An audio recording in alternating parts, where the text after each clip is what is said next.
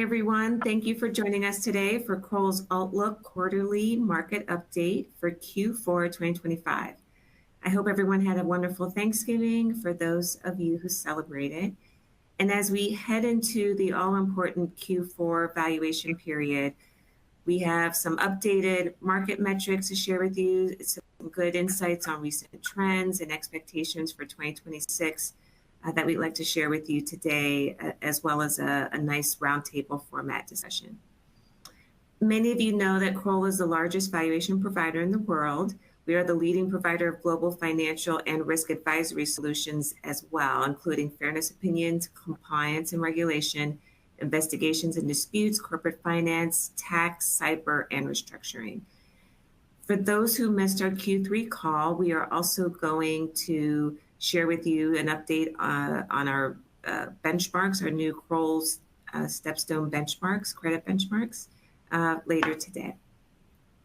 All right, so let me go forward. Just a few housekeeping items to share. So this webcast is being broadcast live. We suggest that you enlarge your media player to full screen when viewing the presentation.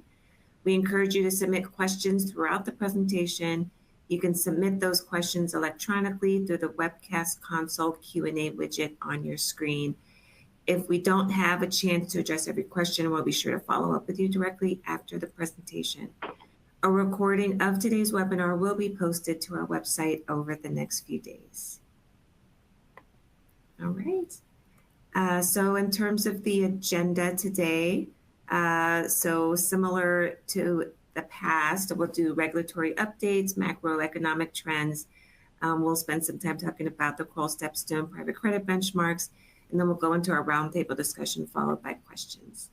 So with that, I will hand it. Oh, we do. That's right. We have one quick polling question. So unlike our prior Outlook quarterly webinars, this time we've inserted a few polling questions for you guys. So the first polling question is, would you like for us to offer CPE credit for these sessions going forward?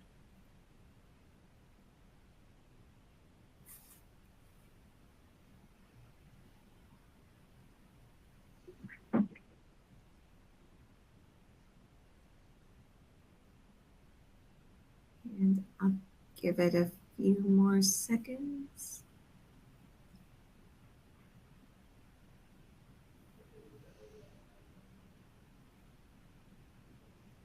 Okay.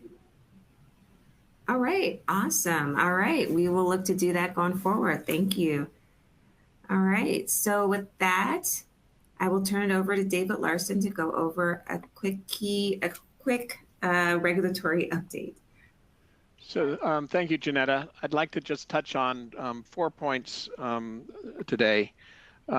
First of all, as many know, and we've touched on before, the administration issued an executive order directing the Department of Labor to investigate how to provide greater access to private investments. At this point in time, we haven't heard back where the Department of Labor is. We have heard through the grapevine that there is the potential for bipartisan legislation that could deal with some of the issues. The DOL is also considering rulemaking. One of the issues that is always there with rulemaking is that new administrations can kind of redirect and undo prior rulemaking. So legislative relief is probably most ideal, but again, time will tell. We don't really expect to see anything until 2026. You may also have seen that IOSCO, the International Organization of Securities Commissioners, has issued a consultation report asking for input. It's really an update of their 2013 principles for valuation of collective investment schemes. And it has a number of items. It's really combining their 2013 paper with their 2007 discussion on hedge funds.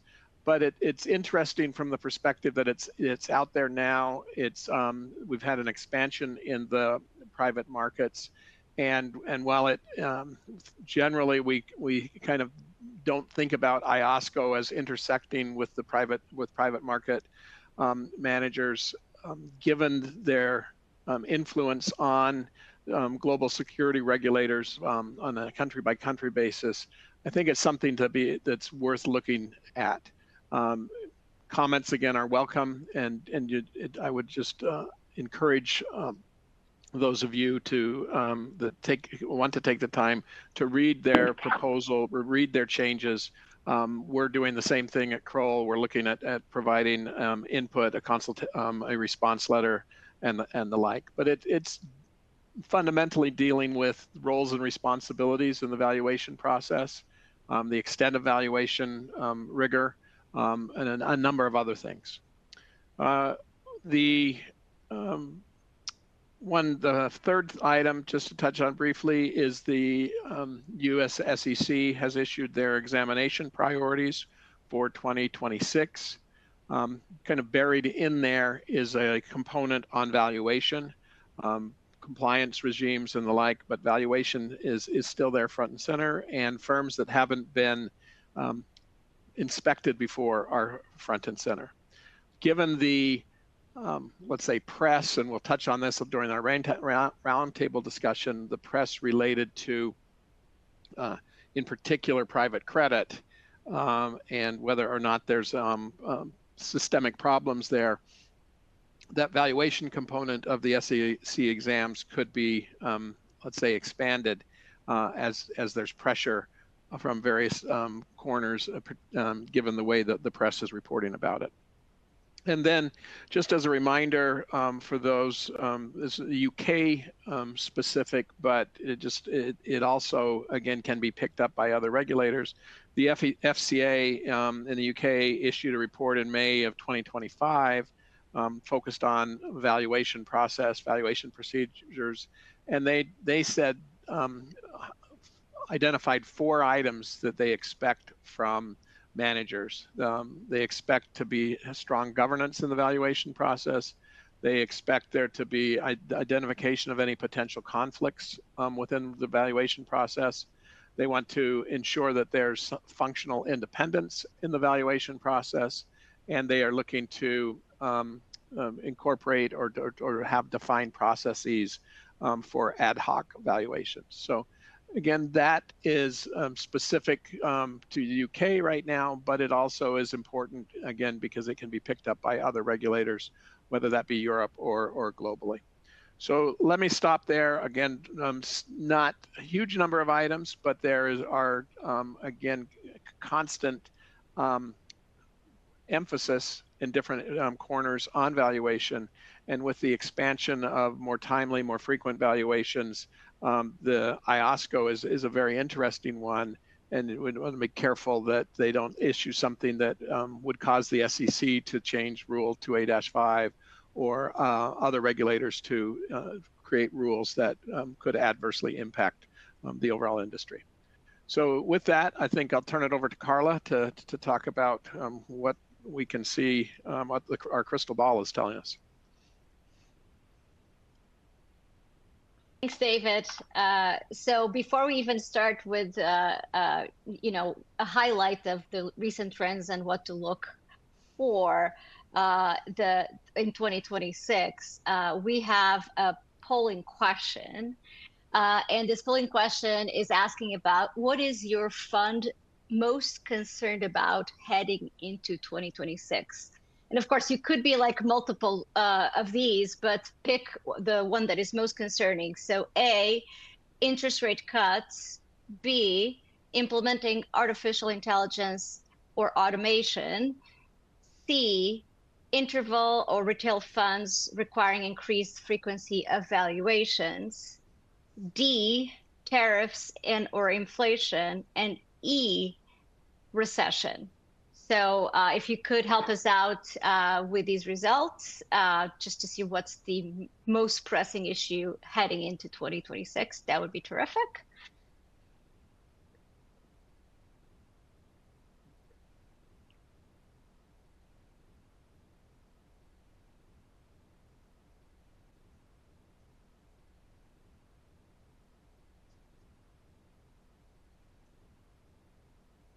Okay, and have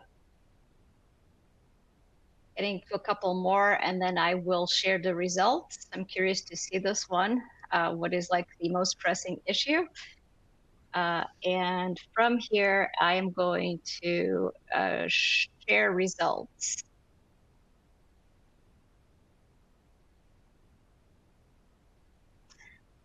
So interesting, 41%, the most pressing issue is thoughts about recession, followed by implementing AI and automation type processes. Great insights. Thank you for answering that. So let's talk about where we are in terms of heading into year end from an economic standpoint. And a lot of the focus here is going to be on the United States economy. It does have a oversized impact in the global economy. So, so even those who have investments elsewhere, this is pertinent. And of course, we are still being impacted by the government shutdown that happened in October leading up to November. So a lot of the data that we have is stale, or you know, some of it has actually been canceled.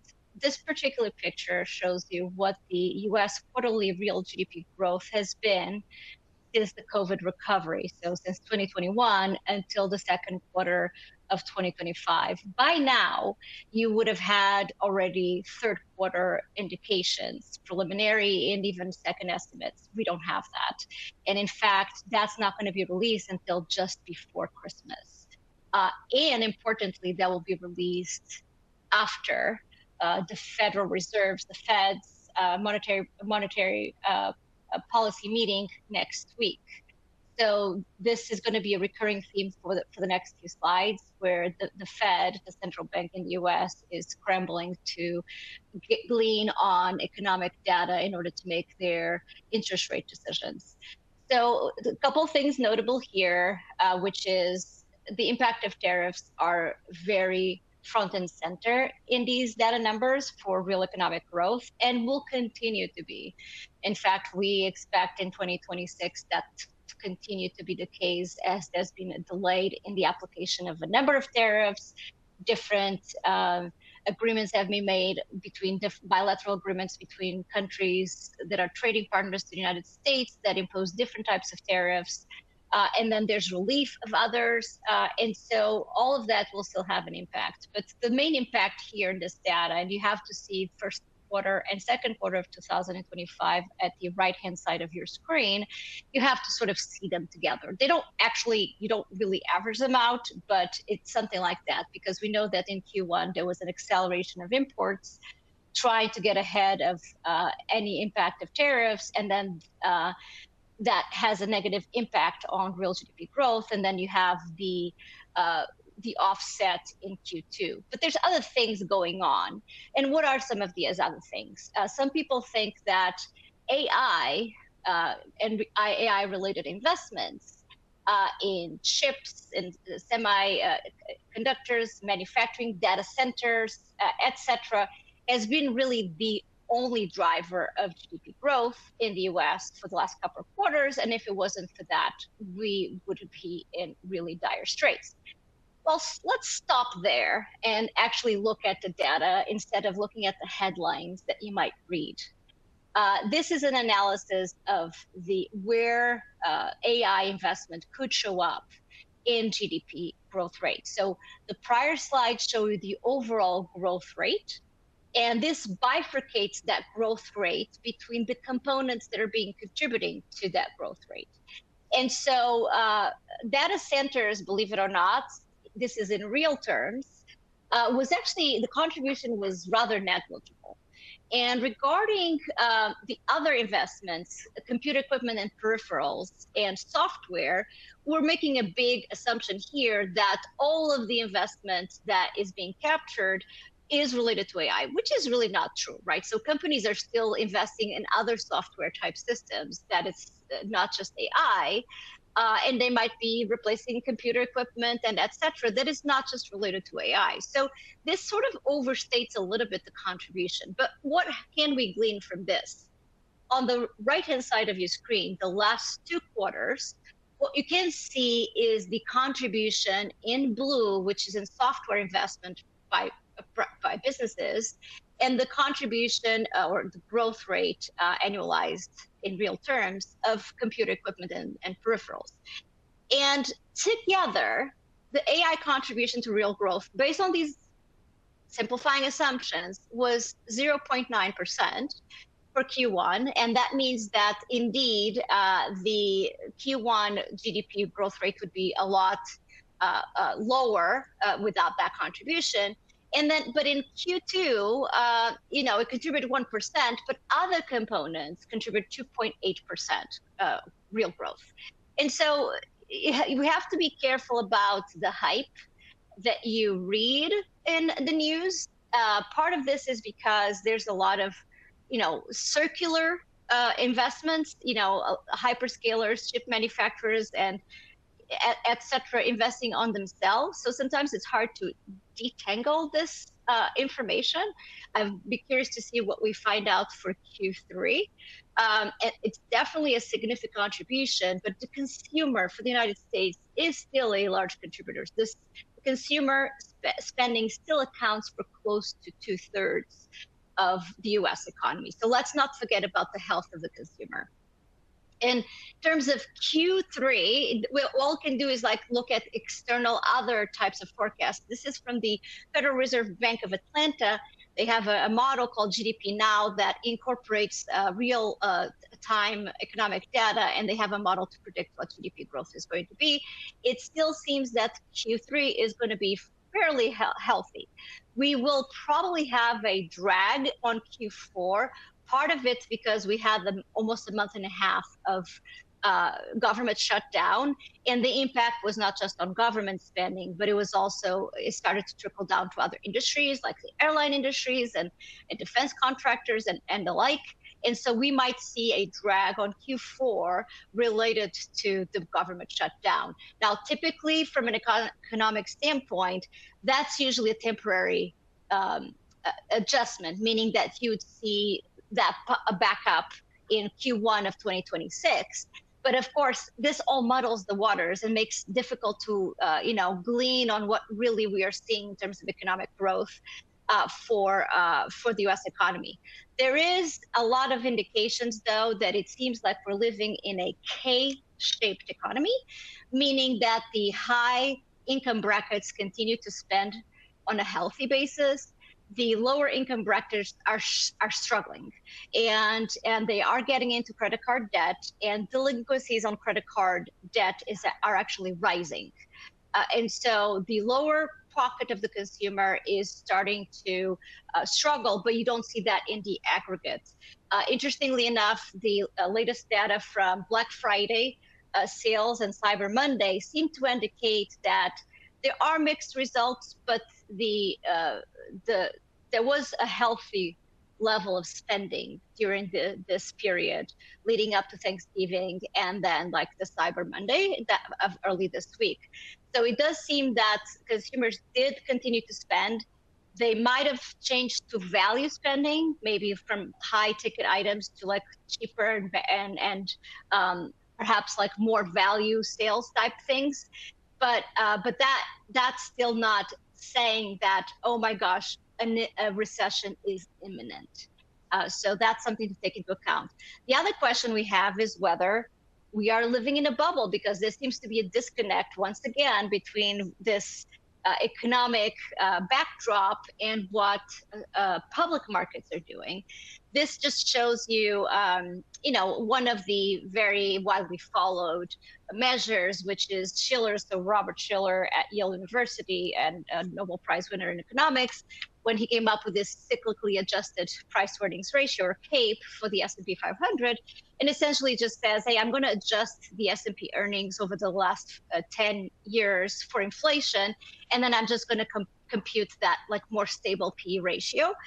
And what we can see is that indeed the current CAPE ratio is approaching the levels of the internet bubble back in the late 1990s and early 2000s. So it's not quite the 44.2, but it's damn near that level. And if you look at also post World War II averages or long-term averages, this is clearly above. And so the question is, are we indeed in an AI bubble, or is this something fundamentally different, like an industrial revolution type, where real GDP will be improved so much in the US and elsewhere that will lead to, rising waters, benefiting all boats. And so what we know is that there's like a bifurcation of opinions.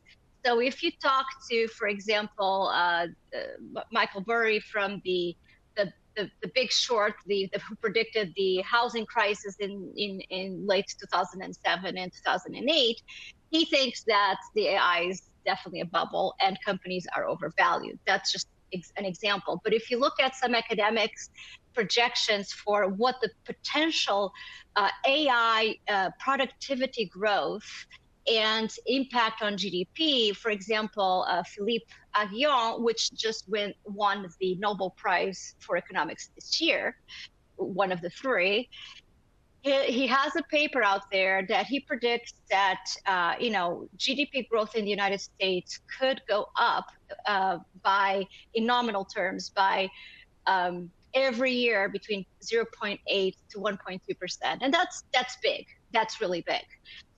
So could we see, however, some corrections? Yes. Could we see some displacements on both public and private credit? Because a lot of the investment is now starting to use debt to fund some of these expansions on data centers, et cetera. You could still see that even in the face of an appreciating or increasing stock market. Now, all of this is in the background for the Fed, and the Fed is going to make a decision, is meeting for 2 days next week, and they have to make a decision on interest rate cuts for 2020, for December 2025, and the views that they have for 2026 onwards. And so this shows you, again, because the October inflation report got canceled because of the government shutdown, the latest data we have is only through September. And so we're not going to get October numbers, and the November numbers aren't coming out until after the Fed meeting. So they will not have that data. The Fed actually prefers, instead of the CPI inflation, so the headline inflation or consumer price index, they prefer a different index, which is broader, called the personal consumption expenditure, or PCE index. And that's what they base their interest rate decisions on. That's even more delayed, because that's data that comes along with the real GDP and nominal GDP data from the Bureau of Economic Analysis, and that's not going to be available for a while. What we can see, and that's why it's worrying some of the Fed voting members, and the Fed right now is divided on where they should go for December, is that since the April downward trend on inflation, it has ticked up again, and it's back to 3%. And the impact of tariffs is one of the concerns of, like, maybe we haven't seen the full impact of tariffs. So this is the top 15 categories by cumulative inflation in 2025. So we can try to see the tariff effect. So, and again, this is only through September 2025 because of the government shutdown.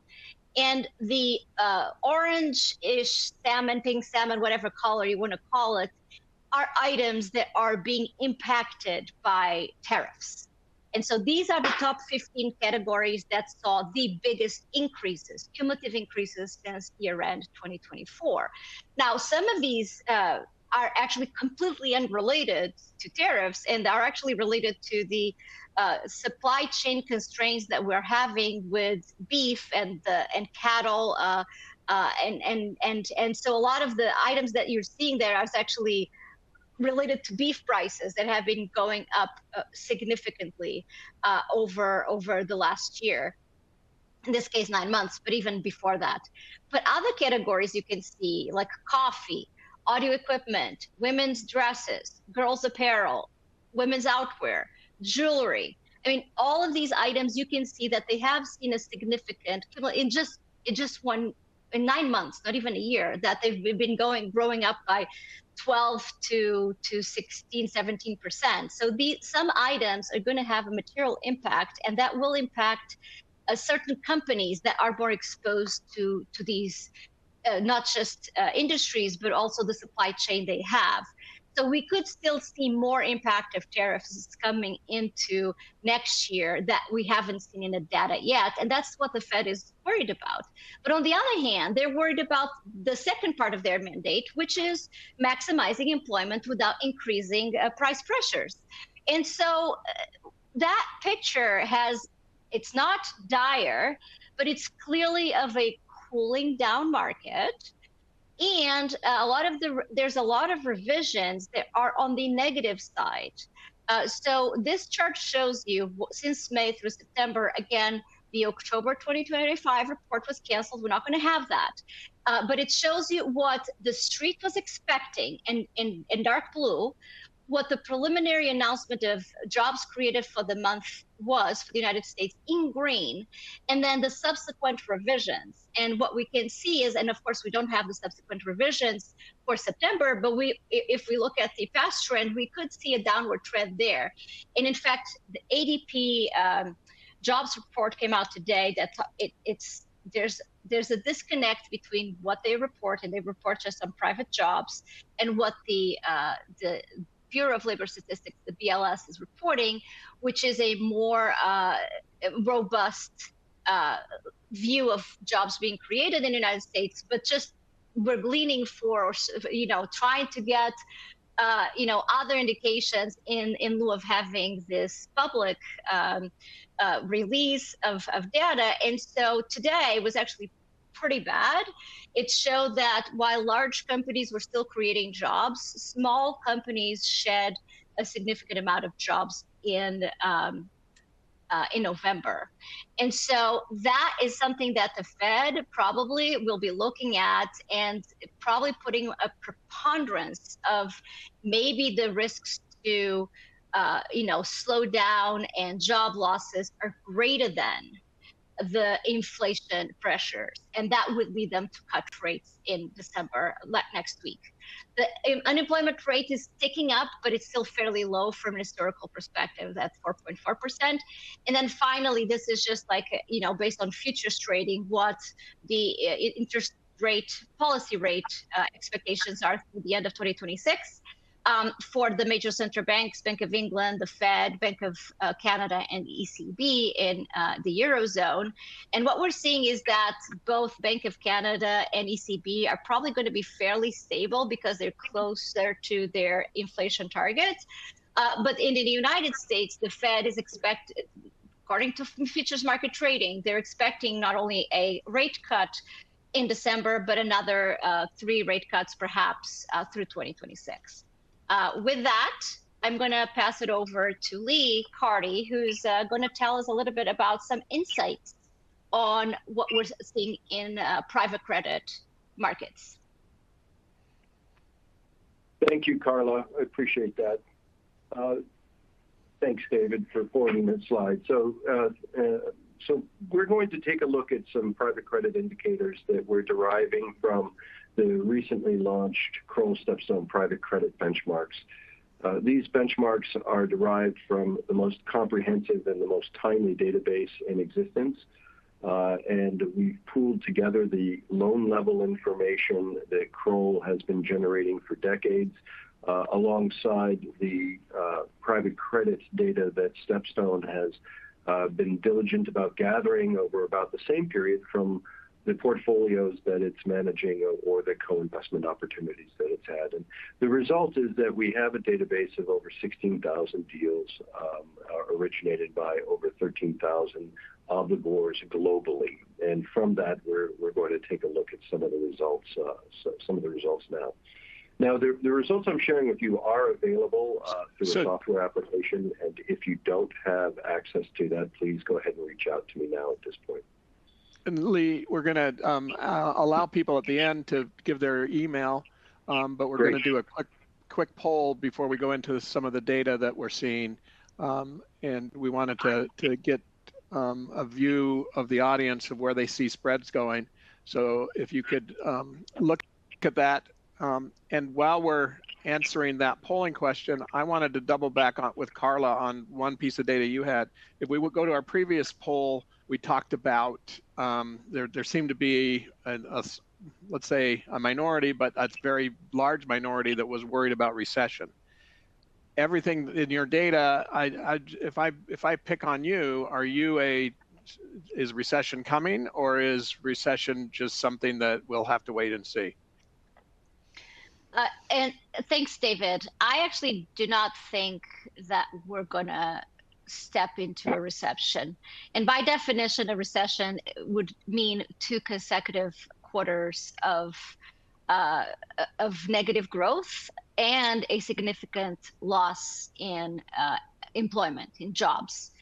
And I do think that we might have, because of the noise in the data, we could have a negative quarter. But I'm not seeing right now a significant preponderance of data that would tell us that we will see, 2 quarters of negative growth and a significant drop in employment levels. So that's my opinion, of course, but not based on the data that I'm seeing right now. Again, stale and all that.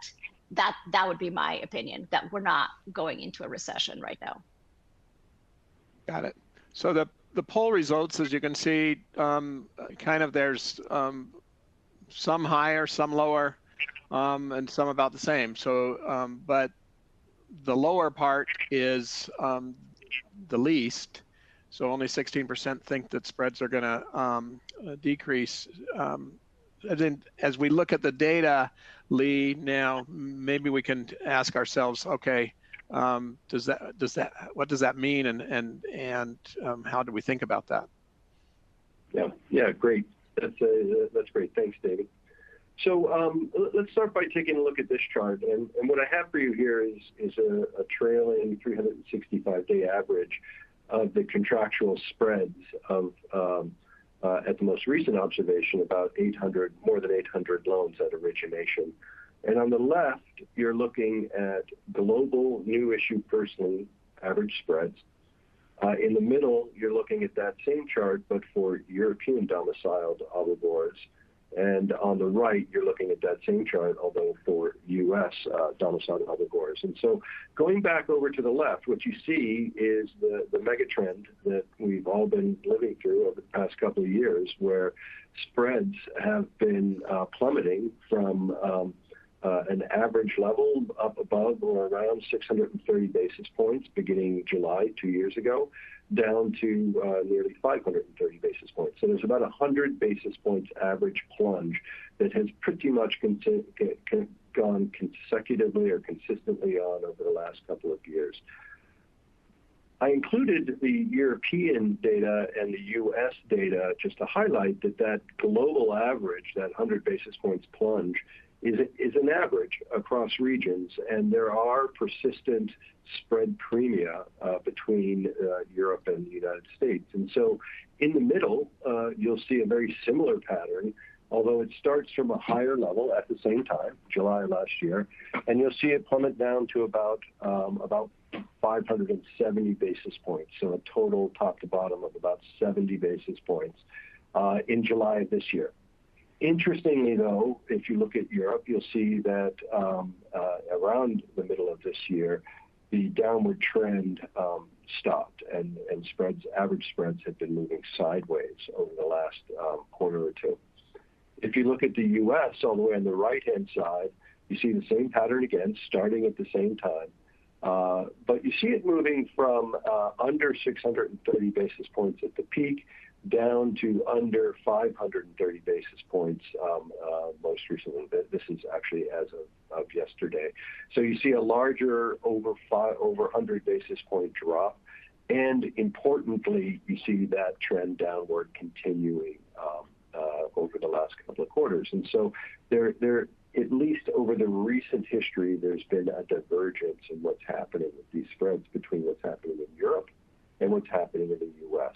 And so one nuance to the poll results we had there, it appears to be that there may be a different answer between what's going to happen over the coming quarters in Europe versus the U.S. Now, spread premium by region aren't the only, or I should say regions aren't the only source of spread premium. I also have here a similar sized premium that's generated by the size of the obligors originating these loans. And so here again, 3 charts. We're looking at these rolling average origination spreads. The chart on the left is the same one as on the previous chart. These are global new issue first lien spreads. The one in the middle, however, is looking at the middle market, and the one all the way on the right is looking at large corporate new issue spreads. So what are we talking about in the middle market? We're talking about the middle market for us is lower than 150 million in EBITDA, 150 million down to 0. The majority of obligors are going to be down below 25 million. And then for large corporate, we're talking about 150 million in EBITDA. And what you see, again, is the same patterns. For all 3 of these charts, the plunge that we've seen in spreads begins at the same time in July of 2023. However, for the middle market, they start higher, above 640, and they fall almost 100 basis points down to about just over 540. On the large corporate side, however, the peak doesn't even make it up to 570 basis points, so 70 basis points below the peak for the middle market borrowers, and it plummets down to about 470 basis points. So there's a very similar top to bottom plunge of 100 basis points here, but for the large issuers, this is happening from a lower level to begin with down to a lower level to end at. Now, putting these charts up here is not, I don't believe, telling most people on this call anything that they haven't lived through over the past couple of years. But what it does do is verify and quantify those trends. And it does also add the major factors that are differentiating the way in which spreads are plummeting. In this case, looking at both region and in size. So let's go forward one more chart, and we can take a look at trends in credit quality here. So for this purpose, I'm switching focus away from new issues, and I'm looking at the much larger stock of outstanding loans. And when we're looking at the global benchmark here, we're looking at a benchmark that currently has about 3,000 deals in it. And the chart at the top there you'll see 3 lines there, and they all correspond to the interest coverage ratio. So this is the ratio of EBITDA to interest expense. The 3 lines there are just the 25th percentile at the bottom in yellow, the median in the middle in red, and the 75th percentile at the top in black. And if you look at the median line, the red line there, you can see at about the time, and almost exactly at the time when the Fed stopped raising rates and spreads started to plummet, you can see that the median interest coverage ratio began a very modest recovery or improvement over the last 2 years. So there's a slight uptick or a slight increase over the last couple of years on that number, pointing to better coverage and better quality. If you go to the middle chart, you're looking at the same benchmark, you're looking at the same time horizon, but you're looking at a different variable. This is gross leverage. So this is the ratio of total debt to EBITDA. And again, focusing there on the middle, beginning back in July or Q2 of 2023, you can see that gross leverage ratio goes from about 5.7 and starts a pretty modest decline down to the neighborhood of 5.2, 5.3 over about 2 or 3 years, albeit with a very modest uptick in the last quarter. Again, pointing to a general improvement in credit conditions, or credit quality, I should say. And then at the bottom, you have the same chart, and I'll focus again on the middle line, the median there. And this is for firm profitability as measured by the EBITDA margin, or the ratio of EBITDA to revenues for these companies. And here again, at the same time, you can see a general improvement in profitability to just over about 20% for these firms. Taken together, all three of these indicators point to at least a stable, if not slightly improving, median improvement in credit quality. Now, to get an idea on what's happening more recently, if we go to the next slide there, what you'll see is we've gone back into what we call a new issue monitor, and here we can look at recent issuance, and we're looking at a shorter look back period. We're not looking at a 365-day look back. We're looking at a 6-month look back, so that we can get a little more detail on what's happening in the more recent past. And again, we're looking at the global benchmark, and we're looking at new issue interest coverage versus leverage versus EBITDA margin all the way on the right. The same trends show up in the origination data here as well. Although you'll notice if you look at interest coverage, just in the last month or two, there has been some modest fall off in the median interest coverage ratio, although that's small in relation to the improvement overall over the past couple of years. In leverage, you'll see again some modest uptick in leverage, but again, something very modest relative to recent trends. And the same sort of pattern for EBITDA margin, which is to say that over the past couple of quarters, this trend has continued. We've seen a very neutral to mildly positive credit environment. These numbers took a very small turn towards lower credit quality towards the most recent quarter, although that change is really very small indeed. So all of this would point to something in the least populated survey result there, which would be saying about, I'm sorry, not the least, the second most common, which was that spreads might stay about the same. So that's what I have for you today. And with that said, I'll pass this on to the next speaker. Thank you. All right. So with that, let me see if we can we move to the next slide? My screen is, sorry about that. I can't see oh, there we go. Okay.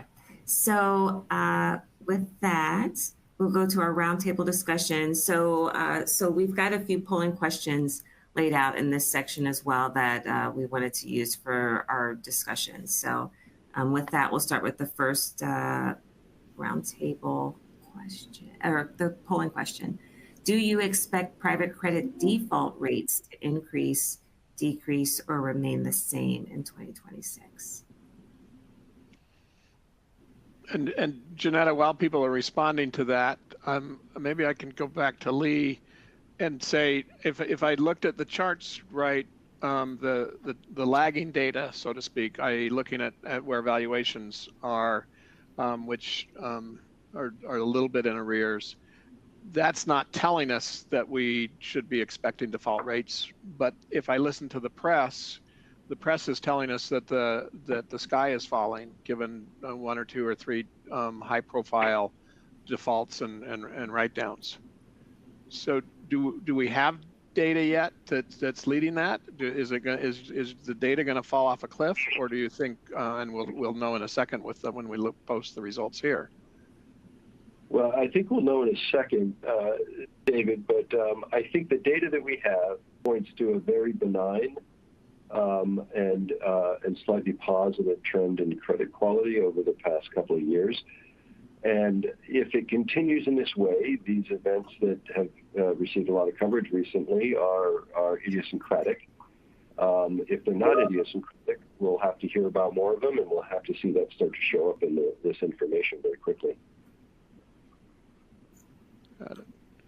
Yep. So it looks like the results are a majority, so 56% believe there may be an increase in the number of defaults next year. 37% say that they think it'll be about the same, with a small amount, 6% that think there might be a decrease. So Okay. So we can go on then to the next polling question.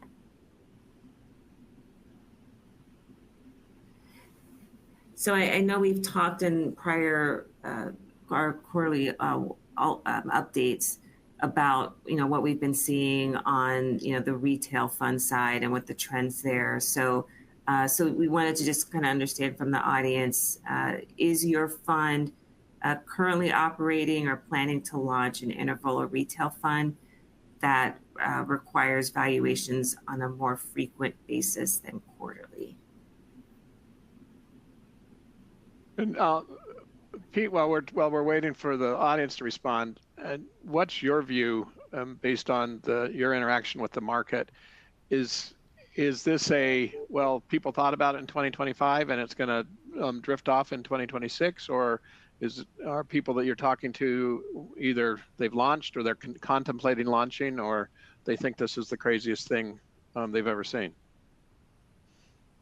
No, we've seen quite a bit of activity in this space, and look, I think it's kind of the leading edge, if you will, with respect to just getting the alternative asset universe more into the hands of the retail investor. So this is certainly a powerful tool that will kind of aid in just progressing that. Yeah. All right, so let's go to results. Okay, so yeah, a majority have said that their fund is not currently planning and has not already launched an interval fund, but still a large amount have said yes, so 42%. So yeah, definitely, I think we've been seeing a trend on our side with our clients that especially the larger funds are looking to go in this direction. There's plenty of capital that's out there, and it looks like there's going to be some trends as well, given that there's been some.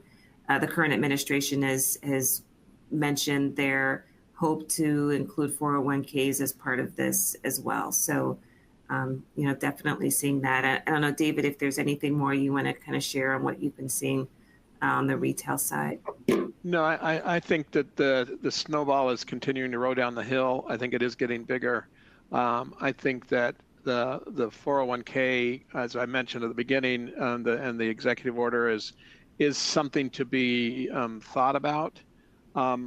Interestingly, I'm starting to now see, had a call earlier this week on Asia, some of the first Asia vehicles that are let's say more timely, more frequent, requiring, allowing monthly subscription and quarterly redemptions. Okay.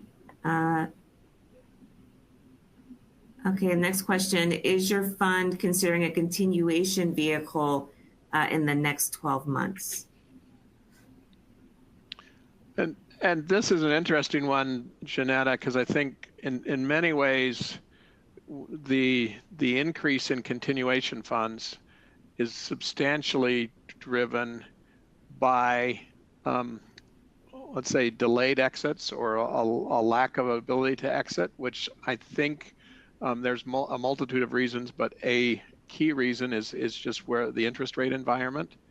And so where the Fed goes, where the overall economy goes, I think that where recession hits a particular industry, recession is not going to be the same for all. The retail sector, the consumer sector could be very different than maybe the industrial or other sectors. So I think that the need for a continuation fund becomes is really driven by the need to exit and whether or not you have the ability to exit. Mm-hmm. And I know we got a comment on, someone mentioned, recession should be evaluated by industry. And so, like you said, certainly there's probably some industries that, and based on our other polling question earlier, people think that there may be an increase in the number of defaults next year. If we do have some companies that are struggling, maybe it's by sector, those are going to those are going to remain and they're going to be difficult to maybe exit from. And so, yeah, coming up with the continuation vehicles might be necessary, or restructuring to try to figure out how to, give some extra time on those investments. So I'll move forward here with the results. Okay, great. So it looks like a majority, a little bit 50-50, but slight majority are saying, yeah, that they are looking at another continuation fund or another continuation vehicle in the next 12 months at 54%. Okay. So that covers all of our thing from a roundtable perspective. I don't know if there's anything else, David. Janetta, I did see just one last minute question come in, and I think that is really, and maybe I'll ask Pete and you, Janetta, in addition, but really, what should we be thinking about as we come into year end and looking at year end valuations? And part of that is thinking about it. If I'm looking at equity, should I be effectively building in some risk for recession, or do I build in all right, status quo? And what would a market participant do in this market? On the credit side, am I asking myself, am I valuing my loans with enough rigor? The fact that one or two or three big names defaulted, is that a precursor to a wider swath of the market having the credit risk?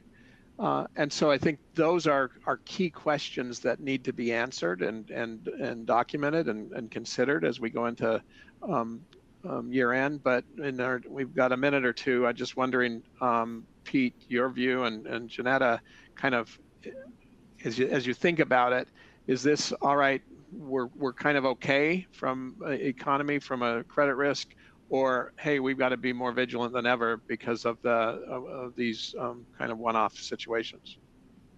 Are they one-off?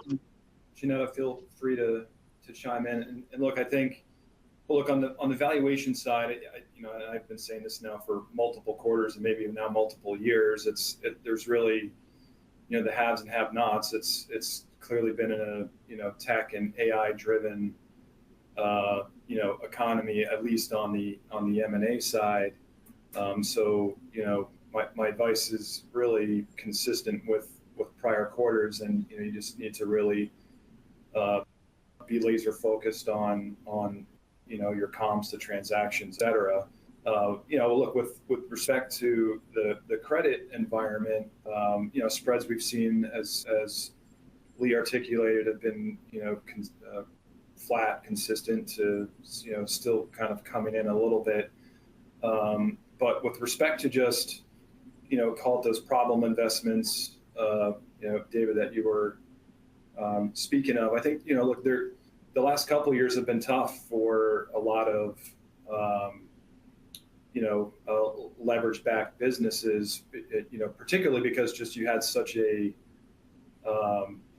rapid, abrupt increase in base rates, right? So, Fed funds rate, I think, is down a full 1.5% now over the last year and a half or so. And, a cut seems to be all but in the bag here next week when the Fed meets again. And as Carla articulated,